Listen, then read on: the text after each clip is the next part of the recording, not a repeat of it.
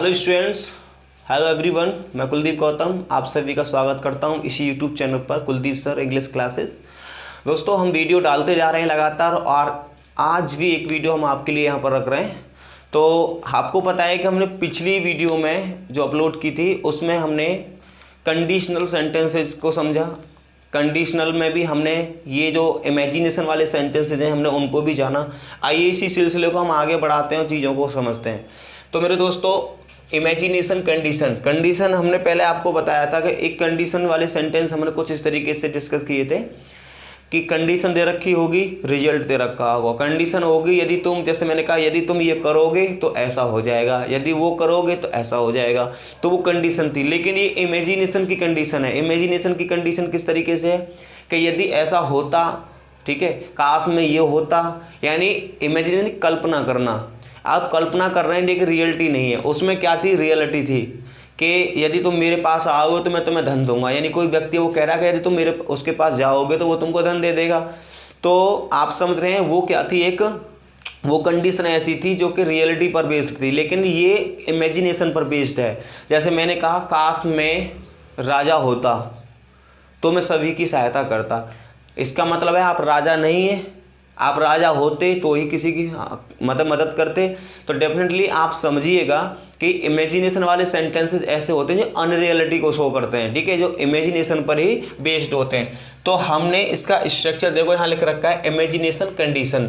तो मेरे दोस्तों, इसे और बहुत प्यार से, बहुत अच्छे तरीके से समझते हैं। जैसे एक सेंटेंस लिखा मैंने, if I was a king, यदि मैं एक राजा होता, ठीक है, if I was a king I would help the poor. अब ये मैंने सेंटेंस लिखा, if I was a king I would help the poor. तो दोस्तों, इस इफ का जो मतलब है, ये जो मैंने इफ लिखा है यहां पर, इस इफ का मतलब है यहां पर काश। इसका मीनिंग क्या है? काश, या फिर हम इसी को कहना चाहें तो ये अगर, आप इसको क्या कह सकते हैं? अगर। तो काश मैं राजा होता, ठीक है, इस वॉच का मतलब होता लगाइएगा आप, हिंदी बनानी है आपको। तो देखो, अगर मैं कहूँ इफ, अगर मैंने इफ लगा रखा है, इफ के साथ आई वॉज अ किंग बोला गया है, तो ये समझ के चलो कहीं ना कहीं गड़बड़ है। यदि मैं ऐसे इसको हिडन कर लूँ और केवल इतना पार्ट बोलूँ आई वॉज अ किंग, तो इसका मतलब मैं एक राजा था। लेकिन जब मैंने इफ लगा दिया तो इसका मतलब है कि मैं एक राजा होता। तो इसका मतलब ये इमेजिनेशन शो कर रहा है। क्या शो कर रहा है? इमेजिनेशन शो कर रहा है। अगर ये इमेजिनेशन शो कर रहा है तो इमेजिनेशन में आप याद रखें, टेंस का यूज नहीं करेंगे आप, यानी वॉज का यूज नहीं करेंगे आप वर का यूज करेंगे। सब्जेक्ट कोई भी वो मैटर नहीं करता। यहाँ पर वॉज दे रखा है, वॉज हटा दीजिएगा और आपको क्या यूज करना है? यहाँ पर वर यूज करना है, ठीक है। तो ये हो जाएगा, if I were a king I would help the poor, ठीक है। दूसरी देखो, मैंने क्या कहा था? मैंने आपको बताया इफ के साथ में कंडीशन आती है। देखो, ये वाला पार्ट मेरा कंडीशन का हो गया और ये वाला पार्ट मेरा रिजल्ट का हो गया। कोई दिक्कत नहीं होनी चाहिए। अब देखो, एक बात आपको याद रखनी है, जब इमेजिनेशन वाली कंडीशन होगी तो मेरे दोस्तों आपको इसमें क्या काम करना है? आपको इसमें जो रिजल्ट होगा उसमें सब्जेक्ट के साथ में वुड प्लस V1 लगाना है ओनली। क्या लगाना है? वुड है प्लस V3 वगैरह ये सब कुछ आपको नहीं लगाना, केवल आपको यूज करना वुड प्लस V1। जैसे मैंने एक सेंटेंस और लिखा तो चीजें और भी समझ में आएंगी। जैसे मैंने लिखा, इफ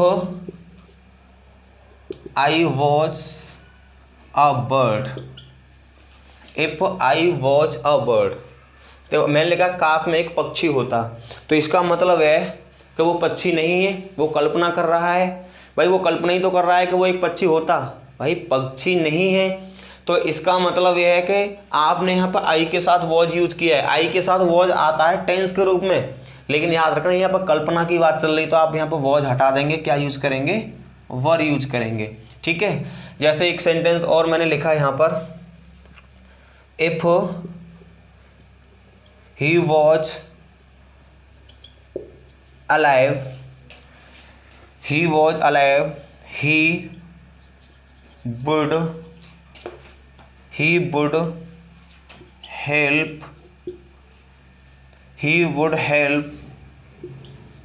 दैट मैन। अब ये मैंने सेंटेंस लिखा, if he was alive he would help that man.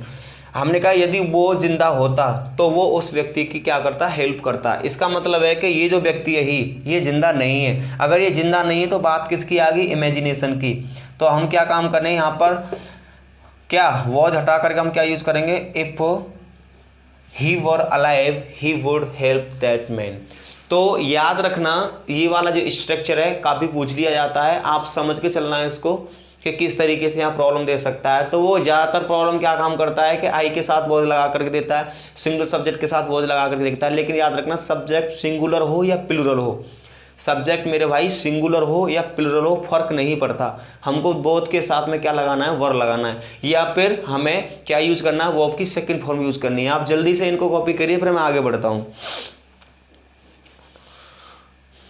Six sentence मैं और लिखता हूँ यहाँ पर, आप ये जल्दी से देख लीजिएगा। कई बार आप लोग क्या काम करते हैं, कई बार आप लोग कहते हैं यदि मैं तेरी जगह होता, यदि मैं तेरी जगह होता तो क्या काम करता भाई, तो मैं उसकी हेल्प नहीं करता। बोलते हैं यदि मैं तेरी जगह होता तो उसको मारता, या मैं तेरी जगह होता तो मैं ये करता। तो इसका मतलब वो उसकी जगह है नहीं तभी तो कह रहा है। ठीक है चलो देखो, अब मैंने कहा जैसे if Ramesh was hair, if Ramesh was hair, यदि रमेश यहाँ होता, ठीक है, इफ रमेश वॉज हेयर तो फिर ही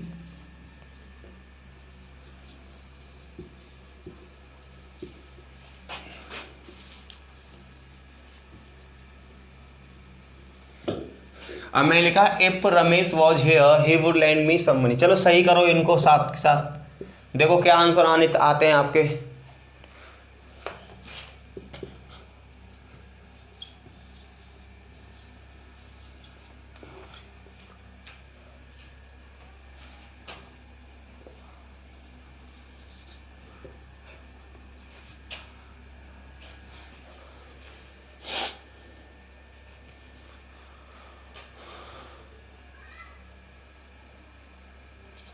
लिखिएगा जल्दी से।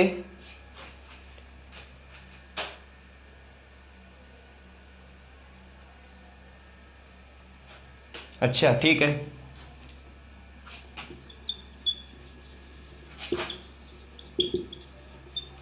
हाँ भाई देखिएगा,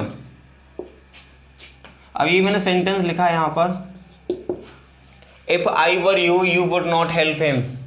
एक तीसरा सेंटेंस मैंने यहाँ पे लिखा, if Sheela was here she would punish all.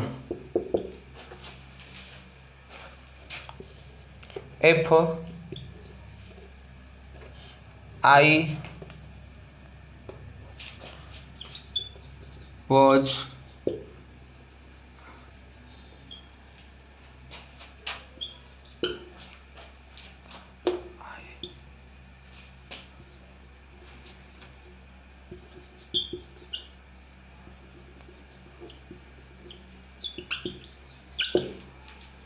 देखो ये सेंटेंस मैंने लिखे हैं, आप इनको लिखते जाइएगा ताकि और समय।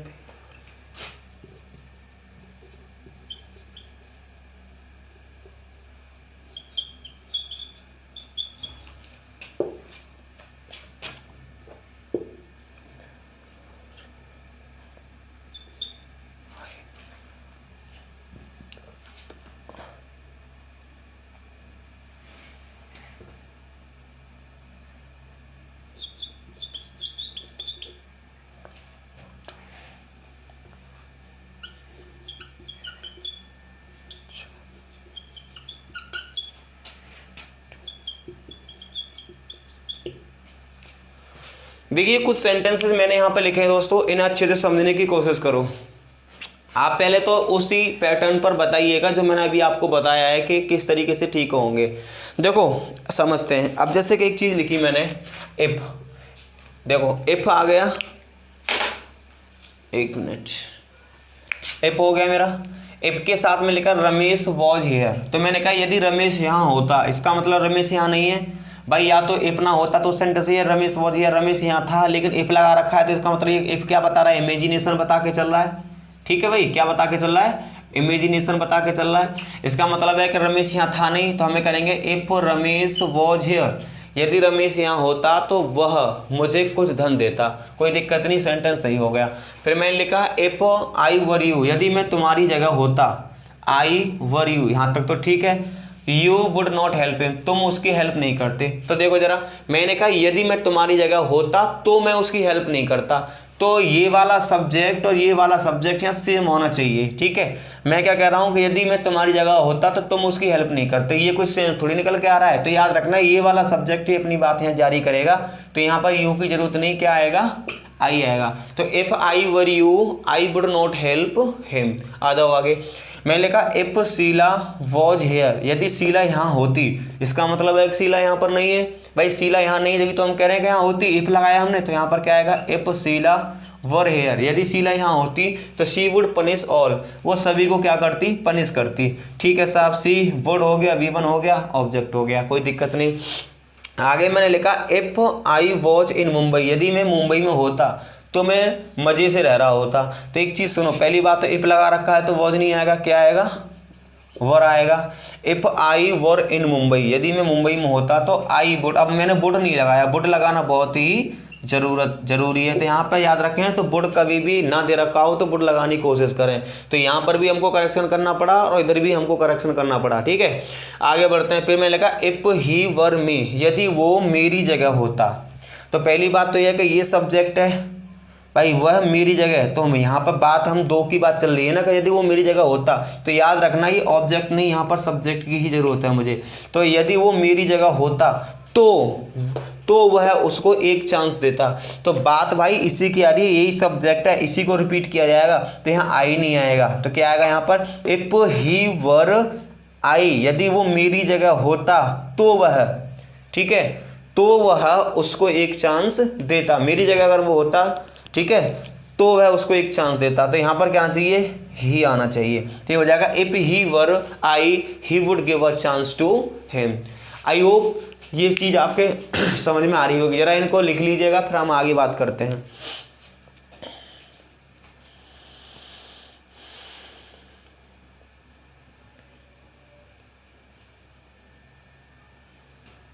एक सेंटेंस में और आपको देता हूं तो चीज़ें बहुत अच्छी हो जाएंगी, बेहतर हो जाएंगी। ठीक है, आप लोग इनको समझने की कोशिश करें बहुत अच्छे से। मैं हटाता हूं भाई, पॉज करके आप इसको वीडियो को देख सकते हैं, कोई दिक्कत नहीं। चलो इस सेंटेंस को सही करो जो मैं सेंटेंस को देने जा रहा हूं अभी। सेंटेंस को करेक्ट करिए जो सेंटेंस मैं आपको देने जा रहा हूं। सेंटेंस क्या है, इफ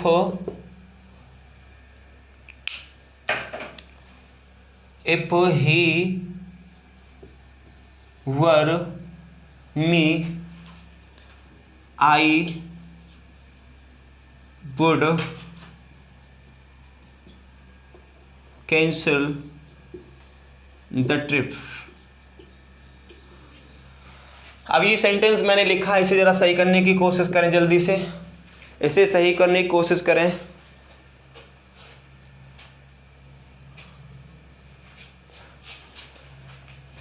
एक सेंटेंस और, if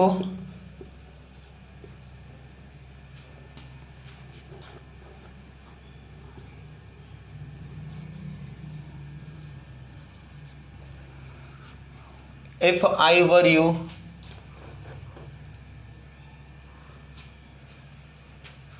I will not take decision। ठीक है, if I were you I will not take the decision।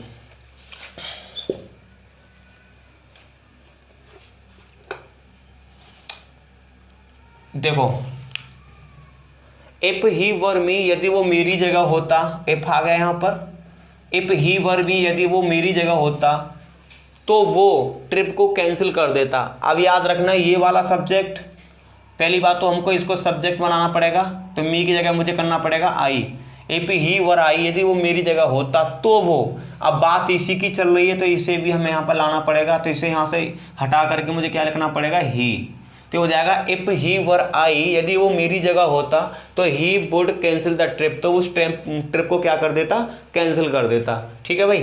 फिर मैंने लिखा इफ आई वर यू, यदि मैं तुम्हारी जगह होता तो I will not take the decision, तो मैं डिसीजन को नहीं लेता।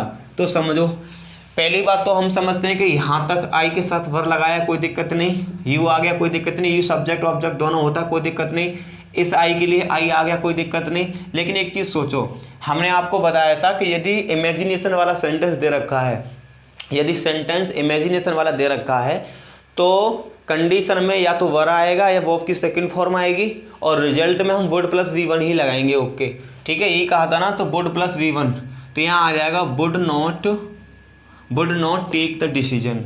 आई होप ये इस तरह के सेंटेंसेज आपको समझ में आ गए होंगे। आया ही नहीं आया? चलिए चलो एक सेंटेंस और लिखता हूँ मैं, एक सेंटेंस और लिखता हूँ तो चीज़ें आपके समझ में आनी चाहिए। सेंटेंस को सही लिखने की पूरी कोशिश करना, जो इसका आंसर सही करेगा वो बाकी में एक बेहतरीन स्टूडेंट कहलाएगा। ठीक है, सेंटेंस लिखता हूँ तो लिखें ऐसे, वर आई हर, ठीक है, वर आई हर, ठीक है। फिर एक सेंटेंस लिखा मैंने, सी वुड टेक द डिसीजन। आप इस सेंटेंस को सही करने की कोशिश करें तो देखो मज़ा आ जाएगा। अगर आप इस सेंटेंस को सही करते हैं मेरे दोस्तों तो वाकई में आप एक बेहतर स्टूडेंट होंगे। तो अगर सही कर सकते हैं ठीक है, पहले आप मुझे बताएं ये सेंटेंस सही है या गलत है। जब मैं कह रहा हूँ सही कर सकते हैं तो इसका अंदर गलत तो होगा, लेकिन कैसे गलत है, क्या गलत है, ये चीज़ हम समझते हैं। तो देखो कई बार क्या होता है, आपने इन्वर्सन पढ़ा होगा, क्या पढ़ा होगा, इन्वर्सन। इन्वर्सन में क्या होता है कि पहले हमारी क्या आ जाती है, क्रिया आ जाती है, उसके बाद में सब्जेक्ट आता है। वो कभी हम एडवर्ब के टॉपिक में उसे ठीक से समझने की कोशिश करेंगे।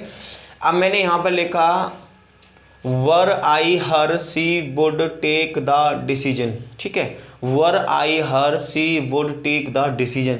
अब मैं इसके पार्टीशन कर दूं, मैं अगर इसके पार्टीशन करने की कोशिश करता हूं तो ये मैंने ए पार्ट बना दिया, ये बी पार्ट बना दिया, ये सी पार्ट, और ये मेरा नो एरर हो गया।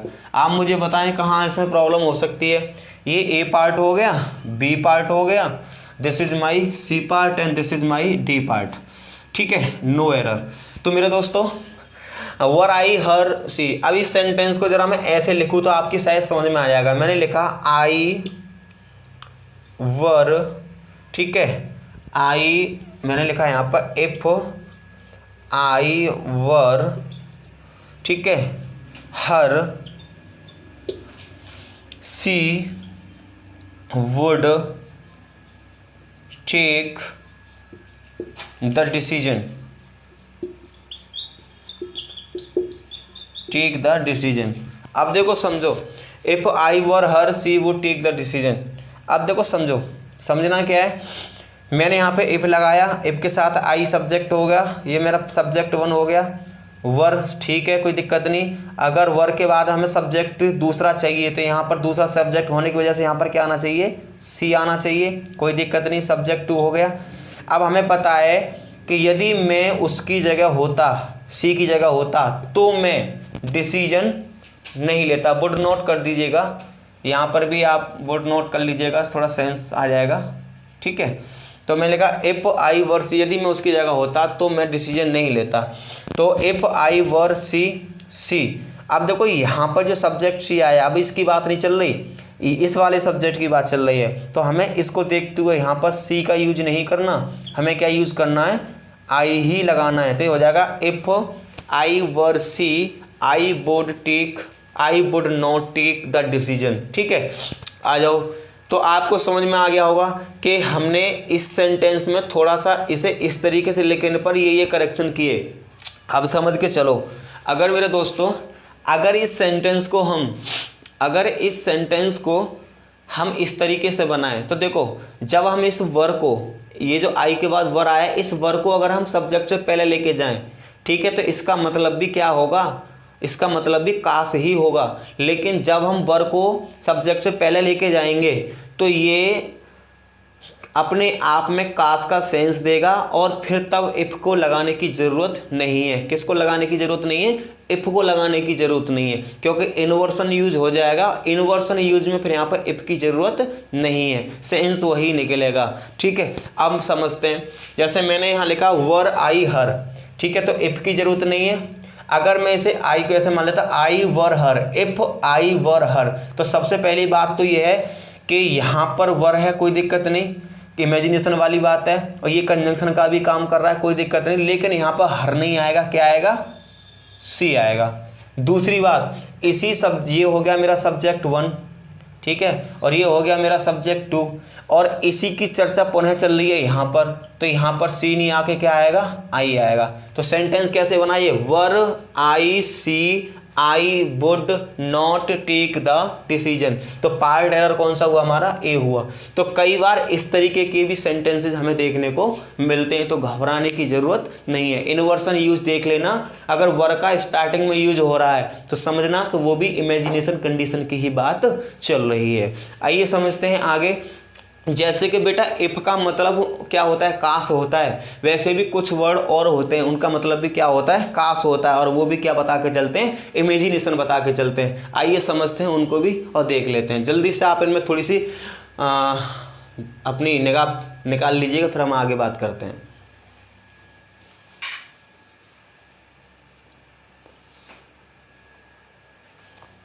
आइए समझते हैं। जैसे कि हमारा इफ है, देखो बहुत इंपॉर्टेंट चीज आप सीख रहे हैं, एग्जाम में बहुत ज्यादा पूछ ली जाती है। इफ का मतलब कास होता है इमेजिनेशन के रूप में। वैसे भी कुछ और वर्ड है हमारे पास में। अगर मैं आई विश भी बोलता हूं तो याद रखना इसका मतलब भी क्या होगा? कास ही होगा। अगर मैं, ठीक है, क्या बोलता हूं? I wish. अगर मैं केवल इफ बोलता हूं, वो तो आपको पता ही है, इफ बोलता हूं तब भी कास होगा इसका मतलब। अगर मैं इसके लिए वुड डेट का भी यूज करता हूं, वुड डेट, तब भी इसका मतलब भी क्या होगा? कास ही होगा।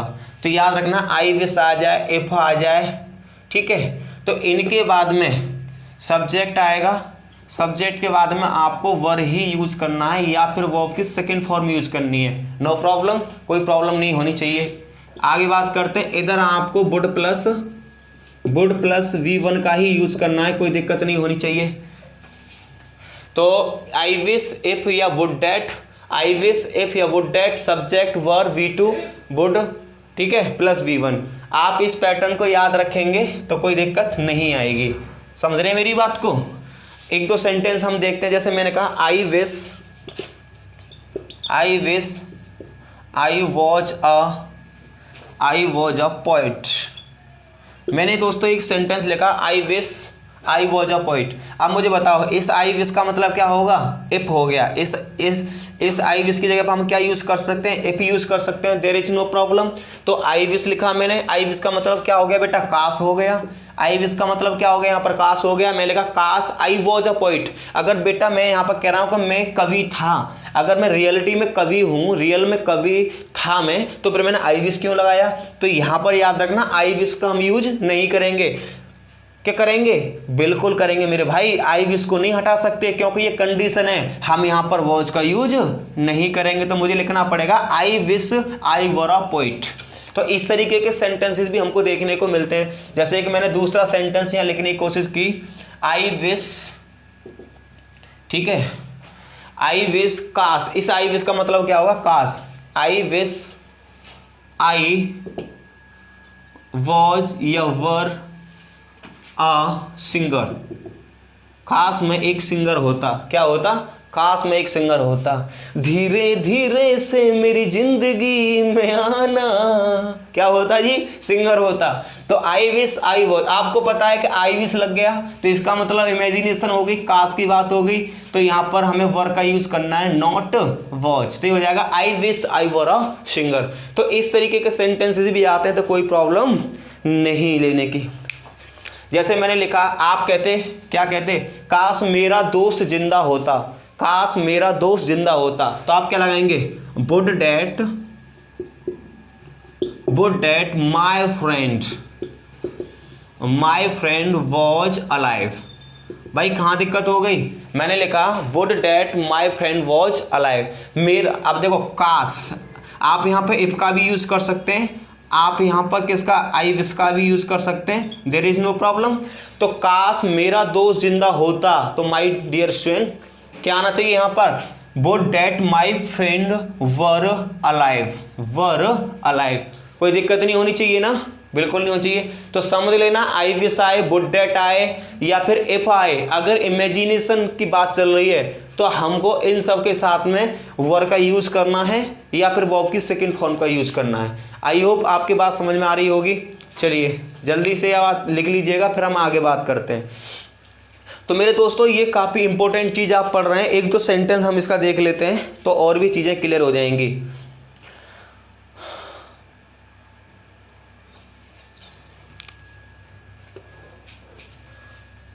जैसे मैंने लिखा, आई विश काश सी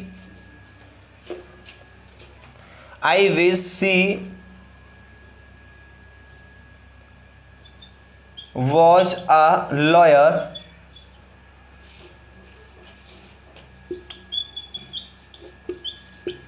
ठीक है। अब मैं लिखा काश वो एक लॉयर होती, इसका मतलब है कोई लॉयर नहीं है, कल्पना की जा रही है कि वो लॉयर होती, इसका मतलब वो लॉयर नहीं है। तो आई विश सी वॉज की जगह पर हमें क्या लिखना पड़ेगा, वर यूज करना पड़ेगा। देखिए बहुत सारे मैं एग्जाम्पल्स आपको दे देता हूँ ताकि आपको कोई प्रॉब्लम्स ना आए। तो मेरे दोस्तों ये इमेजिनेशन को हमने समझा बहुत बखूबी, बहुत अच्छे से समझा।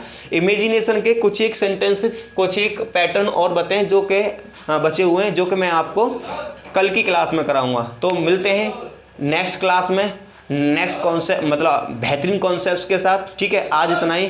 Thank you everyone, thank you to all, शुक्रिया जी।